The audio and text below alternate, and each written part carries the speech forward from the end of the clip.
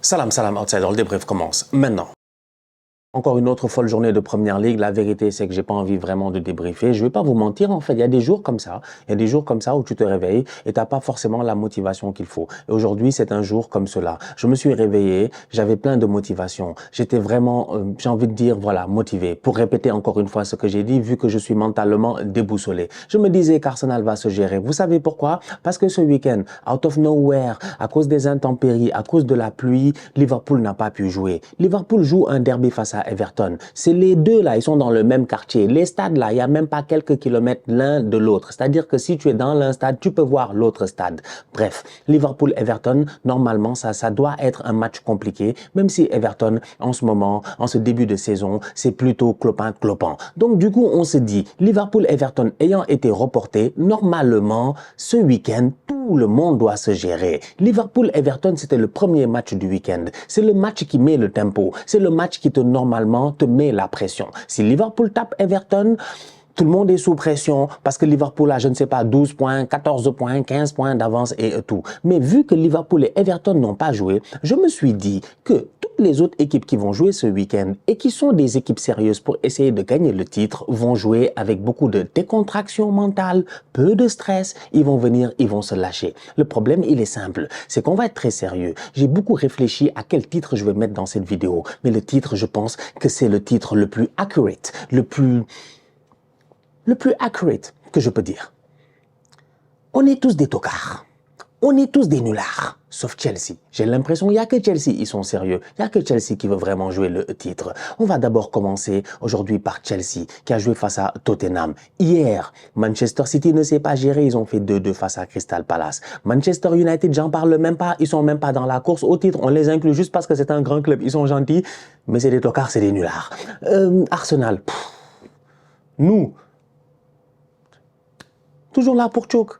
Nous, dès que décembre arrive, on devient... Je comprends pas. Moi, je comprends pas. Chaque année, c'est la même chose. L'année passée, à Fulham, en décembre, on a perdu. Cette année, à Fulham, en décembre, on perd des points. On se gère pas, on est nul. On va revenir là-dessus. Donc, on va commencer par Chelsea, qui sont les seuls qui sont sérieux. Et pourtant, Chelsea, aujourd'hui, eux aussi faisaient partie des tocards. Mais à un moment donné, ils se sont réveillés comme des superstars. Chelsea est mené 2-0 par Tottenham. 2 erreurs défensives de Cucurella. Cucurella, je ne le comprends pas. Franchement, Cucurella, faut qu'il m'explique à un moment donné, sincèrement. En fait, lui, déjà... ça dégaine de dessin animé. Non, sincèrement, Cucurella, je l'aime trop.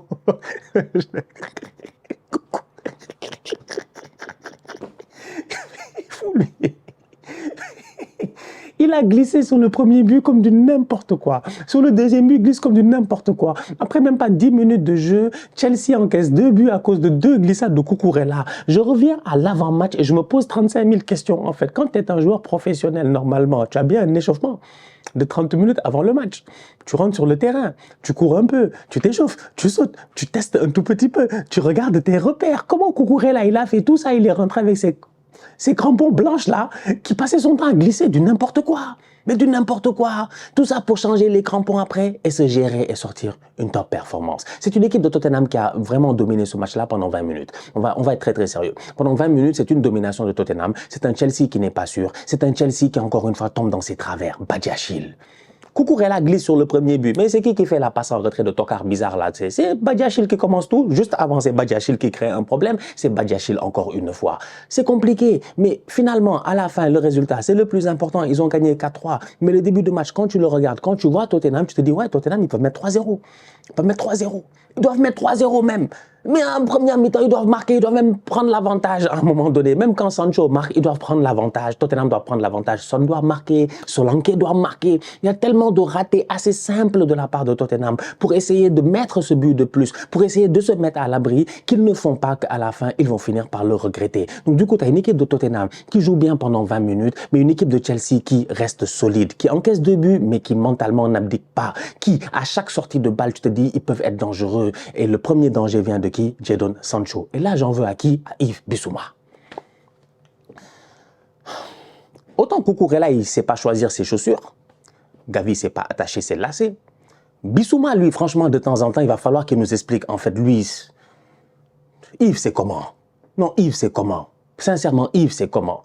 Un match aujourd'hui de tocard de la part de Yves Bissouma. Il ne sait pas gérer.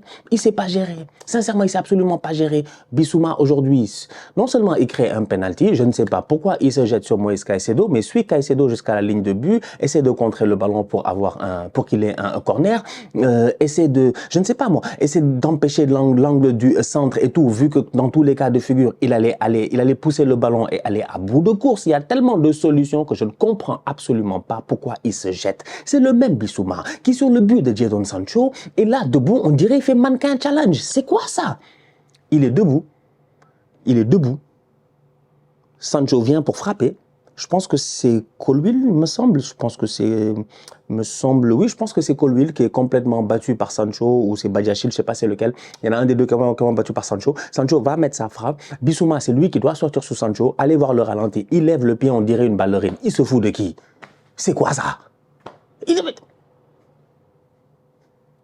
C'est quoi? Mais l'intensité. Donc, moi, il y a des trucs dans ce match-là que je n'ai pas compris. Tu as une équipe de Tottenham qui, sincèrement, en toute honnêteté, encore une fois, baisse l'intensité, baisse sa garde dans un match. Ils sont incapables de rester concentrés pendant 90 minutes, cette équipe-là. Cette semaine, ils sont fait taper par Bournemouth, qui est venu faire des célébrations de chill guy. Ils n'ont pas honte. C'est toujours Tottenham. Pour une fois, on était tous avec vous. Ça nous arrange que Chelsea perde des points. Je vais être honnête avec vous. En tant que fan d'Arsenal, vu que nous aussi on a choke, vu que tout le monde a choke ce week-end, comme j'ai dit, Liverpool n'a pas encore joué. Au lieu de se gérer, on ne sait pas gérer. Donc pour une fois, j'étais avec Tottenham. Je me suis dit, allez Tottenham, vas-y, fatigue Chelsea, fais-leur perdre des points, tout ça. Ils mènent 2-0, tu te dis, il y a moyen, tout ça et tout. Et après, ça te sort une performance où c'est incapable de rester concentré. C'est pas assez focus. Alors qu'à Chelsea, eux, ils sont focus. Et sincèrement, aujourd'hui, j'ai envie de les saluer. Top performance de la part des boys de Enzo Maresca, ils ont été très bons. Cole Palmer en numéro 10. Comme d'habitude, il est là à courir à gauche, à droite, il va où il veut en fait, il touche des ballons, il marque son 12e penalty. Ouais, c'est Penaldo. Il marque son 12e penalty sur 12 dans sa carrière en première ligue. 12 sur 12 en première sur penalty, c'est incroyable. La célébration, il fait froid, c'est l'hiver, il est de retour, il est en top, il enchaîne les top performances. Nicolas Jackson n'a pas marqué aujourd'hui, mais je le trouvais très intéressant, franchement, très débrouillard, plusieurs fois, sur plusieurs occasions. Si tu as bien vu le match, il a été pertinent. Il a été pertinent. Malheureusement, il n'a pas été récompensé. Toujours un tout petit peu hors tempo. J'ai envie de dire hors tempo. Toujours un tout petit peu trop en avance ou trop en retrait lors des centres et tout. Pedro Neto a été très bon sur le côté. Sancho, j'en parle même pas. Lavia a été chaud au milieu de terrain. Comment il s'appelle?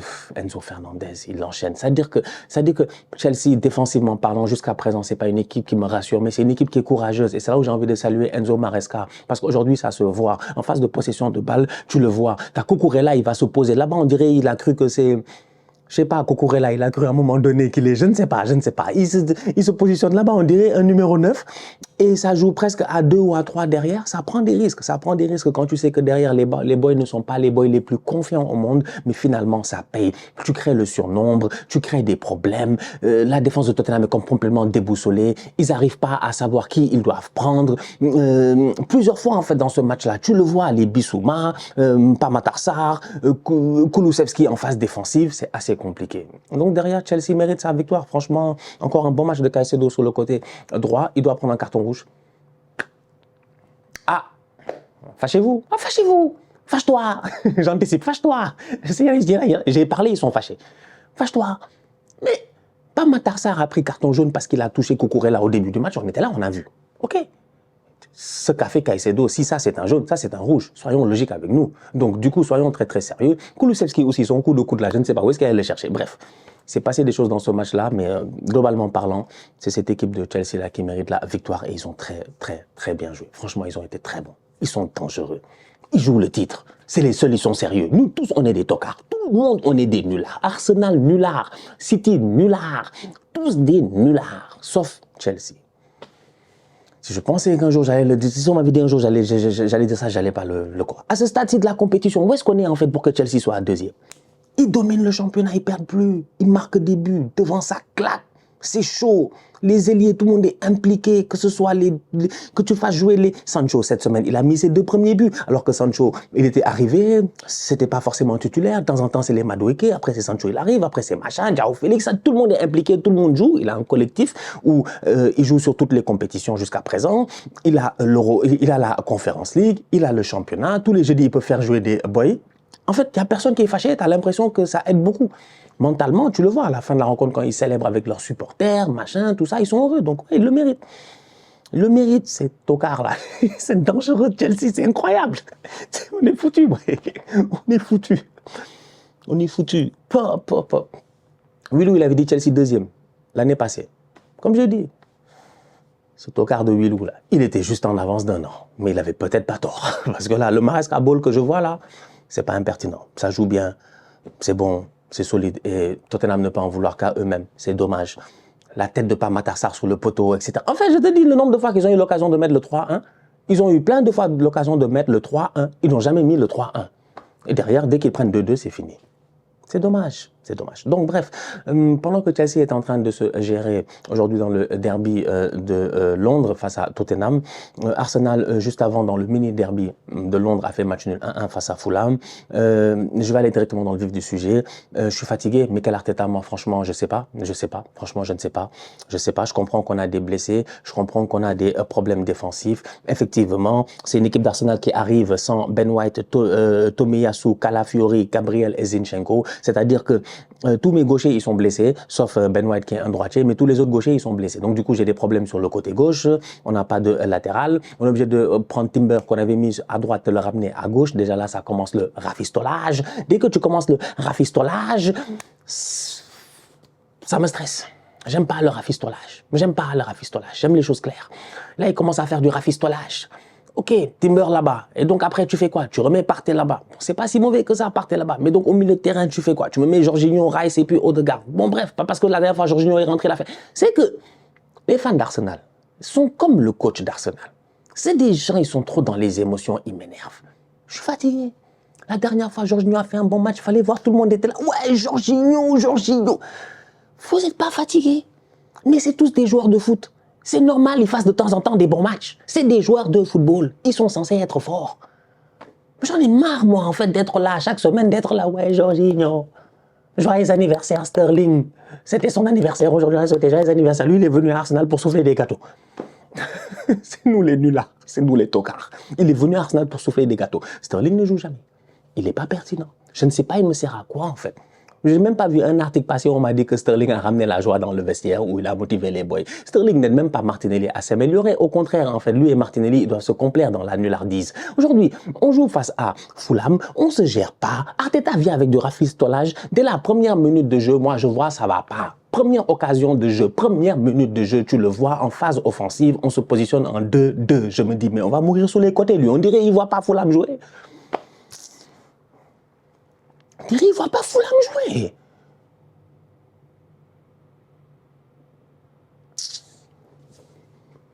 Évidemment, après 2 minutes, même pas on prend un but, ça fait quoi? Ça peut être 11 minutes. Ouverture sur le côté, Jiménez, il court, il claque le but. Saliba est en retard et tout, il y a un espace de fou, les Timber, ils doivent rattraper, c'est du n'importe quoi. Pourquoi? Parce que lui, il a décidé de venir et de faire, je vais faire des inverted fullbacks. Donc, je vais prendre mes 2 latéraux et je vais les mettre à l'intérieur. Et puis, je vais, ouais, franchement, nous, on est fatigués. Ça va, nous, on est fatigués. On est fatigués des affaires de inverted et converted. Et puis, je ne sais pas quoi, moi, je suis fatigué. Ce que je veux, c'est gagner des matchs. On joue face à Fulham. À la fin, je dois prendre les 3 points. Avec tout le respect que j'ai pour Fulham. Fulham ne serait pas là où ils sont aujourd'hui. Sinon, on leur avait pas vendu des joueurs. Mais c'est nous, on a fait Fulham. Oh, Leno. Fulham, la dernière fois, ils ont eu en première ligne. Leur ligne offensive, c'est Arsenal.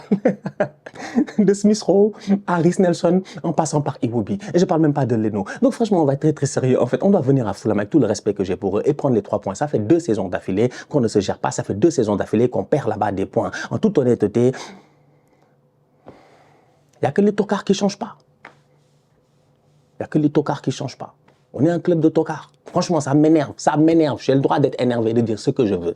La performance aujourd'hui, elle n'est pas bonne tactiquement. On a été mauvais. En fait, nous, s'il n'y a pas de corner, on ne marque pas. Maintenant, on sait faire que ça, des corners. Ils ont dit on est devenu Stoke, on est devenu West Brom, on est devenu, je ne sais pas moi, Burnley. On marque que sur des corners. Dans le jeu, c'est nul. C'est nul. Moi, je le dis, c'est nul. Parce que Bukayo Saka, s'il n'est pas là pour essayer de faire le plus qu'il peut, et puis Martin Odegaard, il n'y a rien qui se passe de l'autre côté. Comment Martinelli peut être là? Il voit le hors-jeu, il voit son latéral, il voit la passe, il voit la ligne, il voit absolument tout, le Martin Odegaard, et il se permet d'être offside. Il se permet d'être offside sur mon but du 2-1 qui m'aurait donné les 3 points. Vous pensez que moi, j'ai que ça à faire chaque semaine, venir ici, vous répéter que Martinelli, Jesus et tout ça, c'est des tocards. Moi, j'en ai marre. Ils sont tous nuls. Mais ils sont tous nuls. Je vous l'ai dit, la première chose que je fais à chaque fois que j'allume une carrière FIFA, je vends Martinelli, je vends Jesus, je vends Zinchenko, je vends Kiwior, je les vends tous. Vous voulez gagner quel championnat avec ce genre de joueurs-là? Vous n'êtes pas sérieux, je vous jure, vous n'êtes pas sérieux. On a fait match aujourd'hui face à Fulham. On aurait dû gagner ce match-là, c'est vrai. Mais en réalité, quand je vois encore une fois, je me dis non, c'est qu'on ne mérite même pas de gagner ces matchs-là. Nul, nul, nul, nul, je dis nul, nul, nul. Lewis Kelly, il est là sur le banc, il sert à quoi? En fait, il y a des boys de l'académie là, on les a mis sur le banc, pourquoi? Lewis Kelly, il sert à quoi? Il sert à quoi? Pep Guardiola est venu ici avec des Rico Lewis là-bas, latéral, machin. Mais Lewis Kelly, comme ça, tu me mets partout au milieu de terrain, tu mets Timber là-bas, tu mets Lewis Kelly sur le côté gauche, tu dis, regarde de le défendre un tout petit peu, tu dis d'être conservateur, de pas trop monter. Je ne sais pas, moi, sois un peu logique, mais les boys dans leur bonne position. Ouais, franchement, excusez-moi, de temps en temps, moi aussi, je suis un supporter, quoi. Je suis comme vous, je suis un être humain. J'ai mal. Donc voilà, Arsenal a foiré. Voilà, je vous ai dit, tous des tocards, tous des nullards, tous. J'ai dit tous contre City pour que finalement c'est Liverpool, ils vont pas, ils sont là-bas. J'en ai marre. Et qu'est-ce que je voulais dire encore? Ouais, il reste un. Hier, ouais, évidemment. Permettez-moi, excusez-moi, je suis un peu, voilà, je suis un peu déboussolé là. Ouais, donc hier, il s'est passé des choses. Je parlais de Rico Lewis, il a pris un carton rouge. Voilà, ça n'a pas aidé Manchester City, malheureusement, dans ce match face à Crystal Palace. Je pense que City aurait pu gagner ce match-là. Je pense que ça avait peut-être les moyens de gagner ce match-là. Malheureusement, encore une fois, il y a les blessés, mais même s'il y a le retour de certains mecs, ça reste quand même inoffensif. Savigno, sa première saison en Première Ligue, ok, c'est compliqué. On va lui donner le temps de s'adapter, de s'ajuster et tout. Mais malheureusement, il n'y a pas beaucoup d'options en ce moment. Donc, au niveau de City, les espoirs sont sur Savigno. Et Savigno, pour le moment, il est faible, en fait. Sincèrement, il est faible.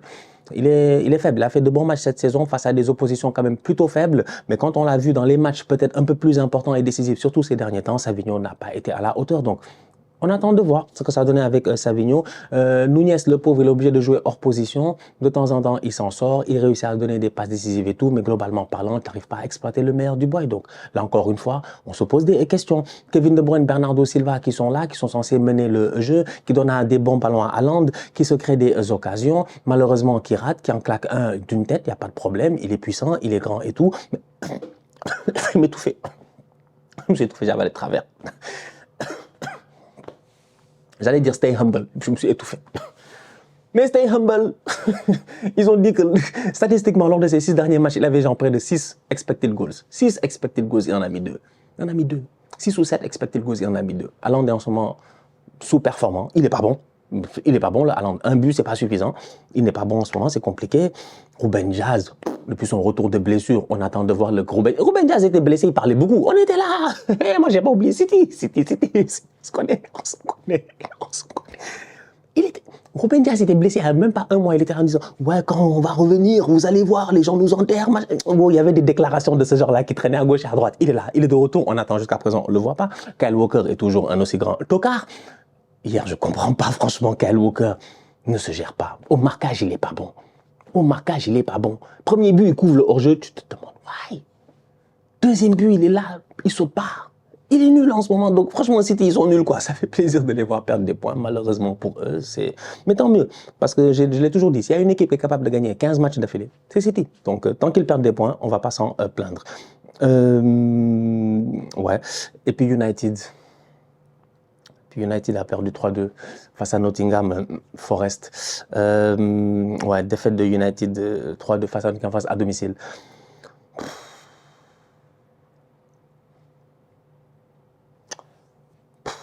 Je souffle. Franchement, je souffle. Je ne sais pas quoi vous dire avec United. Je sais pas. Il joue Nottingham, qui a battu Liverpool, ok. Qui vient gagner à Old Trafford, ok. Qui aurait pu gagner à City. Si Chris Wood ne rate pas cette occasion du 1-1. Ceux qui ont vu le débrief et qui ont vu le match, ils savent. Belle équipe de Nottingham qui défend bien, une des meilleures défenses du championnat, derrière Liverpool et Arsenal, je pense, et avec Chelsea. Donc, il n'y a pas grand-chose à dire, ils sont chauds. Gibbs White a été très bon et tout, mais j'ai des questions par rapport à Onana sur les 2 buts, j'ai des questions par rapport à Onana, je comprends pas. Je comprends pas. Joe Wanda. Que quelqu'un vienne m'expliquer ce qui s'est passé avec Onana. Onana, sur le premier but de Gibbs White, il est debout.